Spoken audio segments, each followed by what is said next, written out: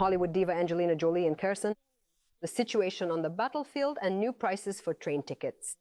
All this and more right now. Hello friends, I'm Irina Prokofyeva and this is TSN. Subscribe to our YouTube channel, watch the broadcast, and be sure to comment on what you found most interesting. Here are a few topics from today's episode.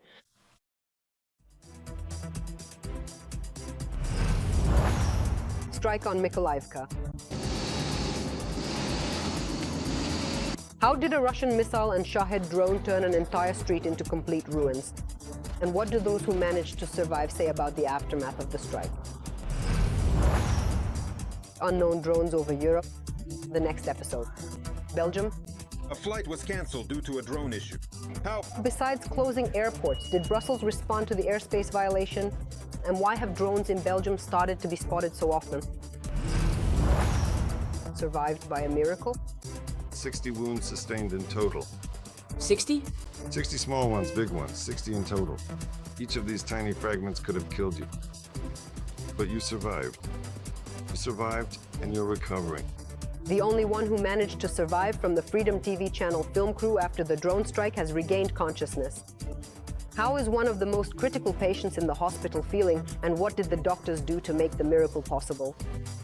Became possible.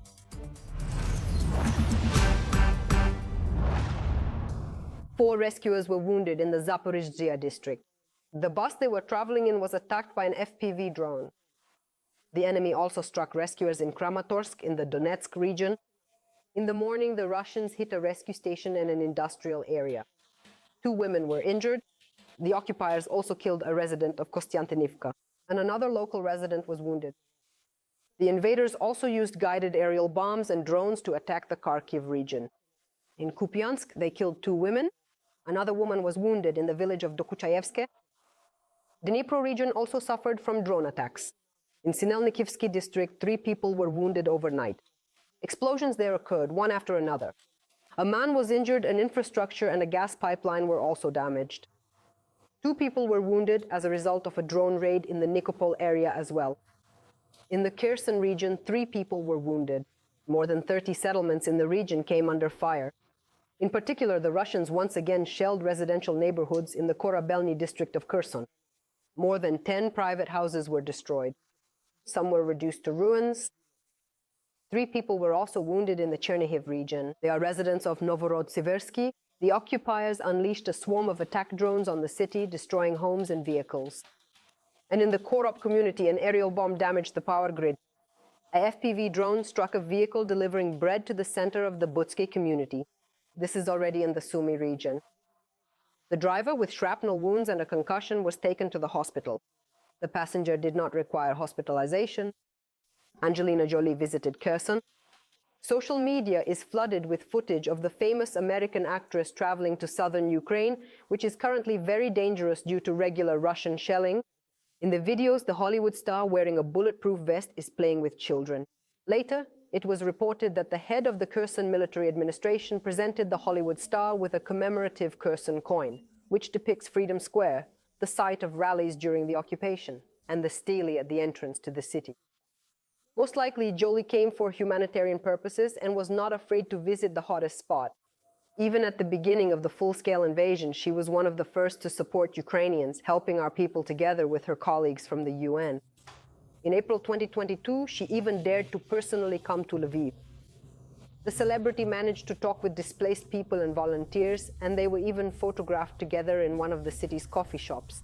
That photo quickly spread across the internet and became a meme. After all, the guy sitting next to her didn't even notice who was beside him. The number of wounded in Mykolaivka, Dnipropetrovsk region has risen to 9. The occupiers struck the village almost simultaneously with a missile and a Shahed drone, destroying a shop on the main street. One of the customers was killed on the spot. 2 adults and a 5-year-old girl are in serious condition in the hospital. Anastasia Nevirna will tell you more about the aftermath of the attack. The ruins, still smoldering for the 2nd day, are all that's left of a home and a family business, a shop. A distraught Mrs. Lyudmila walks through the charred remains of her daughter's yard, trying to find anything intact. She does it not for the sake of property, but to distract herself from terrible thoughts. Her daughter's leg and arm were severed. She's 37 years old and has 2 children. She was taken to Dnipro and she keeps shouting, "Mom, don't cry, we'll still dance together." Her daughter survived thanks to her son-in-law, Mrs. Ludmila says. He gave her first aid and protected her during the second attack, which also caused a lot of damage. The man did everything he could. He immediately bandaged her all over and threw himself on top of her, shielding her with his own body. The girl was working at the shawarma place. She lost her fingers too. She suffered a lot. Even the cap on her head melted. Family, friends, and acquaintances are helping. They're clearing the debris, removing the remaining goods and equipment. Nearby, there are almost completely burned out trucks that also ended up at the epicenter of the strike. The building across from the attack site stands without windows and with a damaged roof. Miraculously, Mr. Dimitro's mother and 2 children survived in that building. Because as the man says, everything happened instantly. There was no time to take cover. They didn't understand anything. They were buried under debris. My son was sitting here in the armchair. My daughter was sitting by the window, and my mother was lying here on the sofa. They didn't even have time to get scared. They all got away with minor injuries, says Dnipro, and a severe fright. They don't even want to think about coming back. Well, my mom got some cuts on her head. Not badly, but still. My son's arm and leg and his arm again. My daughter has a concussion. Apparently they took her to the hospital. Well, there's no room in the hospital. They're taking her somewhere back. I don't know. We'll have to go further somewhere. Dimitro's neighbor, Mr. Ivan, also nearly died when, after recovering from the first explosion, he ran outside to see if anyone needed help. I only made it out here, and the cars were burning right there. And I stood right here, that's all. And I was just watching. Then I hear a drone coming from behind, a Shahed. I crouched down like this, crossed myself, and thought, Lord, whatever God wills. It flew right over me, about 15 to 20 meters above, and straight into the car. Realizing that it had hit the target a second time, despite the danger, he rushed to rescue the victims. People were screaming, I ran. We pulled out 3 men. Well, what was he screaming? He was screaming and screaming because they were wounded. With this shelling, the Russians killed a woman and wounded her 5-year-old granddaughter, with whom she was going to the store to buy bureks. The child had to have her leg amputated. In total, 9 people were injured in the village as a result of the attack, and more than 30 families were left without a roof over their heads after their homes were destroyed. Anastasia Nevirna, Vladislav Commission, Dnipropetrovsk region, TSN 1+. The front line is getting closer. In Zaporizhzhia, the curfew has been extended in the Kushuhum community. Now it starts at 9 p.m. and ends at 6 a.m. All of this is due to the security situation. The community is located just 15 kilometers from the front line. And from the village of Primorsk to the line of contact is only 6 kilometers. Every day the occupiers attack the community with artillery and FPV drones. But despite the threats, 17,000 residents still remain there. For now, there are no plans for a mass evacuation, according to the military administration. They clarify that the extension of the curfew is a requirement from the military. We have a combat order, which we must carry out. Filtration measures are being intensified there. To strengthen filtration measures and anti-sabotage efforts, the curfew has been extended. The worst is behind us. In the Dnipro intensive care unit, Alexander Kolychev, a severely wounded special correspondent for Freedom TV channel, has regained consciousness. He is the only one who survived from the film crew that was attacked by a drone in Kramatorsk on October 23rd. At that time, correspondent Kalyona Hramova and cameraman Yevhen Karmazin were killed. They were filming the aftermath of the shelling of the city themselves when a Russian Lancet struck them. Olha Pavlovska will tell you more details. Almost 2 weeks of fighting for his life. 60 wounds. 60 small and large ones. Each of these tiny fragments could have killed you. But you survived and are recovering. A Lancet strike hit the film crew directly. It all happened in downtown Kramatorsk on October 23rd. This is the car they were driving. The 3 of them were filming the aftermath, and in the city they had just stopped near a damaged gas station. These are the consequences of yesterday's strike, which the journalists were filming. It all happened in an instant, recalls Alexander Kolychev. Almost without a sound, somehow just like that. In just a split second, almost instantaneously, I suddenly heard something unexpected, and I found myself overwhelmed with the strange, almost surreal feeling that I had somehow flown or drifted somewhere else. I can distinctly feel different parts of his body, his face, his ear, and his hand, almost as if they are right there with me. His colleagues Alyona Hramova and Yevhen Karmazin were standing just a few steps away from him during the strike. He learned about the death of his friends, with whom he had worked for many years in Donetsk region, only when he was already in intensive care. I could hardly see anything, just some spots, so I couldn't really know or fully understand what was happening with my team, or even where exactly they were at any given moment. I've honestly never seen such a truly remarkable and outstanding team in the very best sense of the word. I've never worked so well, so smoothly, or so effectively with anyone else in my entire life. The doctors gave no predictions about whether Alexander could be saved, as his injuries were extremely severe. With a third-degree brain contusion and a significantly large and deep wound. He lost an extraordinary amount of blood and had so many fragments in him that it could have killed at least 10 people. 5 surgeries, a lot of blood transfusions. The special correspondent of Freedom TV channel is finally breathing on his own. Doctors have reassembled the broken bones in his legs so that Alexander can walk again. Now they are trying to save his eyesight. He still has a long road to recovery ahead. His wife and children are waiting for him to come home from the hospital. Ola Volosk, Alexander Kulish, Dnipro, TSN 1+1. Russian energy infrastructure is under drone attacks. Last night, a facility in the suburbs of Vladimir was attacked. In addition, a series of powerful explosions occurred near the CHP plant in the Russian city of Orel. Russian telegram channels report that less than a kilometer from the Orel CHP plant, there is a defense enterprise that manufactures equipment for servicing and evacuating military vehicles. The Orel CHP plant had already been attacked by defense forces on the night of October 31st with Neptune missiles. At that time, the Ukrainian Navy reported that this combined heat and power plant had been put out of operation. Fresh soldiers for Putin's friend. North Korea has sent 5,000 construction troops to Russia. This was reported by South Korean intelligence. The official purpose of the North Koreans' visit is to help restore infrastructure. It is known that Moscow has already used soldiers from North Korea in combat operations on its own territory, while traditionally denying their involvement.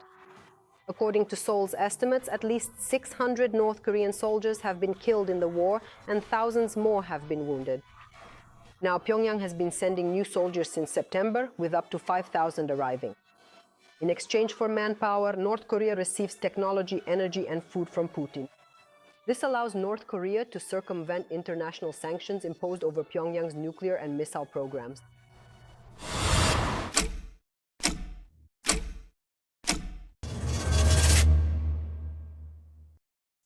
Belgium, together with the European Commission, will hold a crisis meeting amid disputes over Russian assets.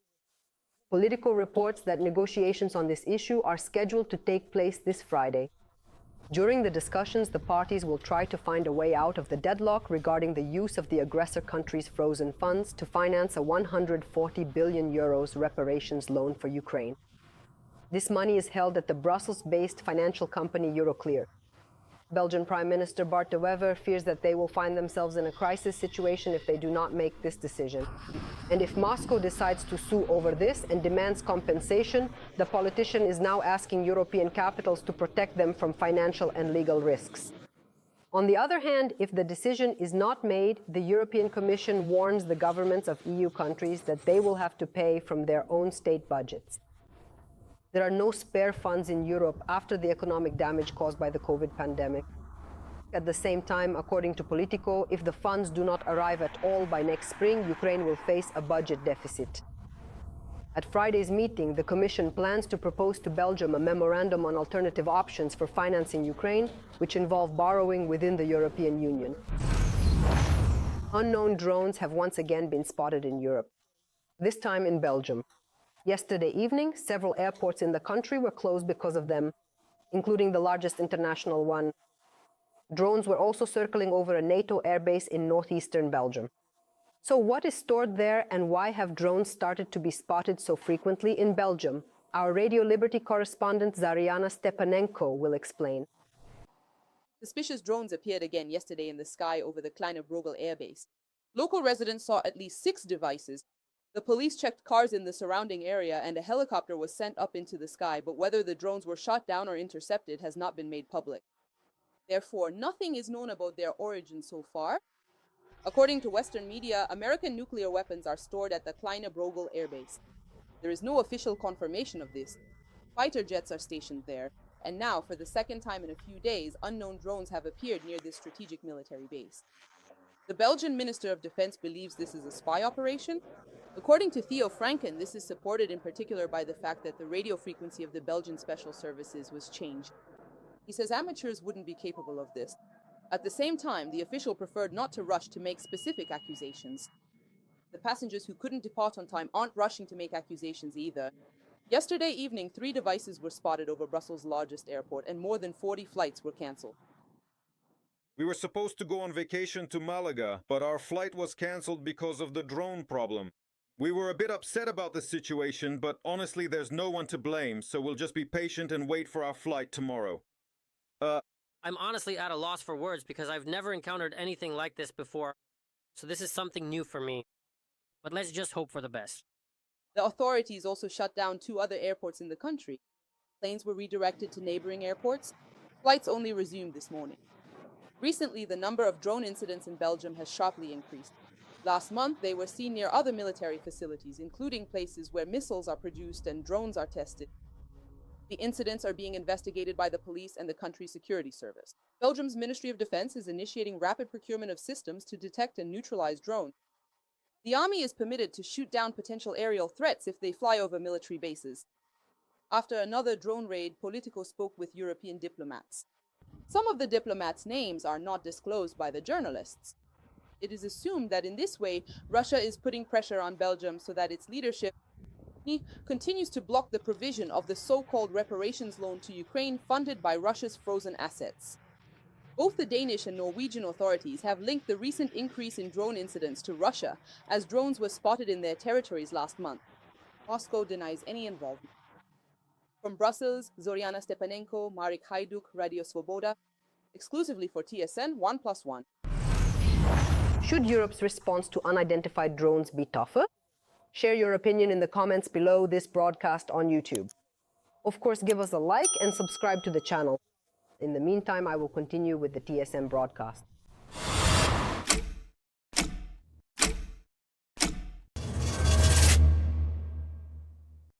Viktor Orbán is going to meet Donald Trump. The politicians are set to meet in Washington. This will be their first bilateral talk since the inauguration of the American leader.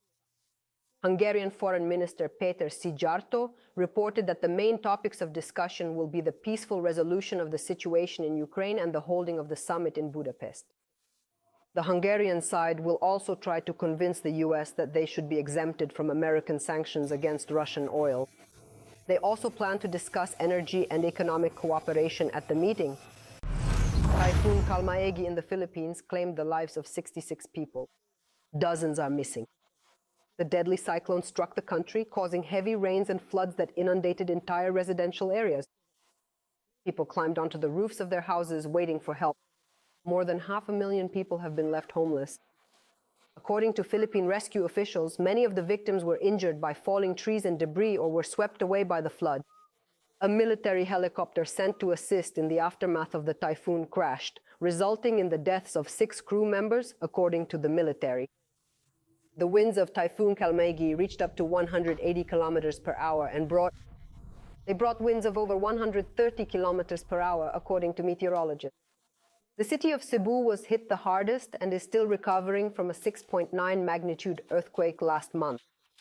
At that time, around 80 people lost their lives due to the disaster, and thousands were left homeless because their houses collapsed or were seriously damaged. It is forecast that by Wednesday, the typhoon will move across the Visayan Islands region and head out toward the South China Sea. The South China Sea. About 20 typhoons and storms hit the Philippines every year. The country also frequently suffers from earthquakes and has more than a dozen active volcanoes, making it one of the most disaster-prone countries in the world. A horrific plane crash in the United States. At least 7 people were killed when a cargo plane exploded in mid-air and crashed near the airport. The accident occurred in Kentucky shortly after takeoff. Eyewitnesses report that within minutes the plane turned into a fireball and then burning debris fell onto the industrial area near the airfield. Firefighters are working at the sites of the fires. It is known that there were 3 crew members on board. They are presumed dead. On the ground, 4 people were killed and 11 were injured. Officials fear the number of victims may rise. The cause of the crash is still under investigation.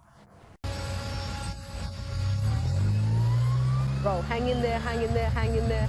I think it's going to be money, bro. Holy shit. Holy shit. Holy shit. Oh my God. Holy shit. Wow. Holy shit. A lottery with a chance to win a spot in the cemetery. In Paris, local authorities are offering citizens the chance to participate in a drawing, the winners of which will earn the privilege of being buried next to famous artists. For example, next to the writer Oscar Wilde or the singer Edith Piaf. According to the lottery rules, participants are offered 4,000 euros for the restoration of 10 tombstones if they purchase a burial plot next to them.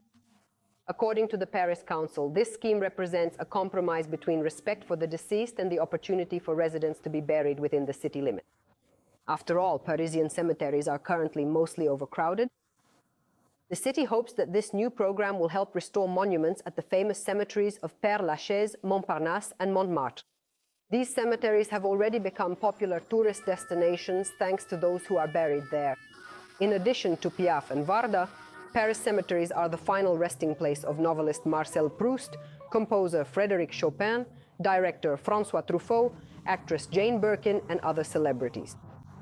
Currently, only residents of Paris can apply to participate in the lottery. The drawing will take place as early as January. A naked man with hugs and kisses for the president. In Mexico, an unknown man attacked the country's leader, Claudia Sheinbaum. The politician was talking to passers-by, and despite her security being nearby, a man, apparently intoxicated, approached her. He hugged her from behind, tried to kiss her, and touched her breast. The harassment was stopped by the head of the General Directorate Group, who accompanies the president during daily events. This incident immediately drew the attention of the public and Mexico's Women's Secretariat. There, they condemned the man's actions and the delayed response of the security. This comes against the backdrop of the recent murder of a city mayor during a public event. In addition, according to statistics, about 45% of women in the country have been victims of street harassment.